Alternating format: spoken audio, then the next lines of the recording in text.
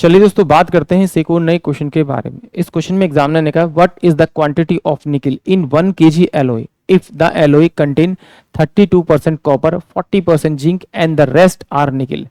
जो बचा हुआ है वो निकल है, यानी निकल की परसेंटेज बतानी है। अगर क्वेश्चन को थोड़ा ध्यान से देखेंगे तो ये देखिए आपको एग्जामिनर ने दो क्वांटिटी दे रखी है। कॉपर यानी तांबे की क्वांटिटी दे रखी है 32% टोटल मिक्सचर में, और जस्ते की यानी जिंक की दे रखी है 40%। यानी इन दोनों को जोड़ूं तो टोटल जो मेरे पास में मिश्रण में क्वांटिटी है जिंक और कॉपर की वो 72%। अगर मैं मान लूं कि टोटल जो मिक्सचर कंटेन है वो 100% का है, तो उसमें से अगर मैं 72% अगर मैं माइनस करूंगा तो ये मेरे पास जो क्वांटिटी बचेगी वो 28% किसकी बचेगी, आपकी निकल की बचेगी।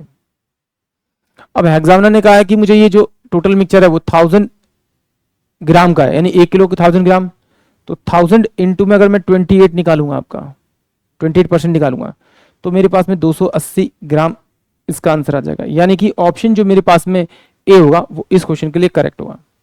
चलिए आइए देखते हैं एक बार और। अगर इस तरह से नहीं करना तो सिंपल सी बात है, 1 किलो को मैं लिख सकता हूं आपका 1000 ग्राम।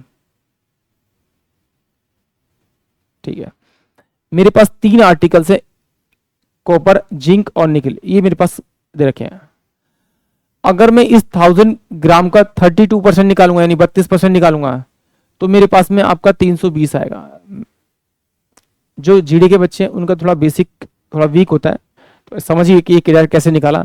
मुझे पता है कि 32 बाय में 100 होता है, तो जब मैं इससे मल्टीप्लाई करूंगा, जैसे यहाँ पर देखिए एक बार समझ लीजिए, आपको भी थोड़ा डायरेक्ट करना है, कम से कम स्टेप करने की कोशिश करनी है। इसका मैं 32% निकालूंगा तो देखिए 2 जीरो से 2 जीरो जाएगा, इसका मतलब 320 आएगा, यानी कि जो नीचे जो परसेंटेज है इसके 2 जीरो कंप्लीट करेगा।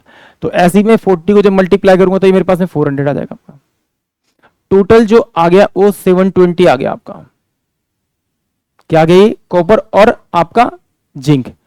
1000 ग्राम में से अगर मैं 720 माइनस करूंगा तो मेरे पास डिफरेंस कितना आएगा, आपका 08, और ये मेरे पास में कितना आ जाएगा 280।